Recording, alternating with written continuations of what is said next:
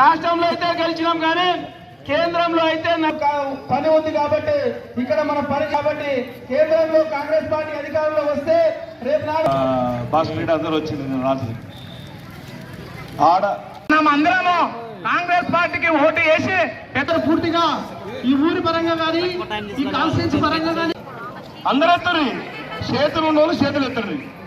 చేతుల్లో తెలంగాణ రైతులందరికీ మనం వేసినాం. అకౌంట్లు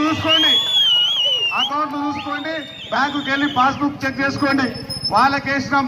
మన పిల్లలు మధ్యాహ్నం స్కూల్కి వస్తుంటే మధ్యాహ్నం భోజనం పెడుతుండ్రు తెలుసా? కోడిగుడ్లకు పైసలు లెక్క బంద్ చేసిండ్రి. ఆ డబ్బులు వేసినాం.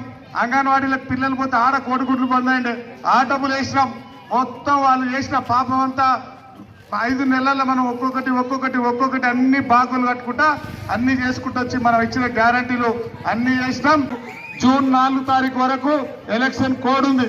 దాని తర్వాత ఇదే గ్రామ పంచాయతీలో కూర్చొని అధికారులు తీసుకొచ్చి గ్రామ సభ పెట్టి ఎవరికి మట్టి ఇండ్లు ఉన్నాయి, ఎవరికి రేకులు ఇండ్లు ఉన్నాయి, ఎవరికి అసలు పూరి గుడిసెలు ఉన్నాయి, కవేలలు ఉన్నాయి, ఇండ్లు లేరోళ్ళందరికీ బీదోళ్ళకి అందరికీ ప్రతి ఒక్కరికి పెద్దగూడెంలో ఇల్లు ఇచ్చే బాధ్యత నేను శివజనారెడ్డి గారు తీసుకుంటాం.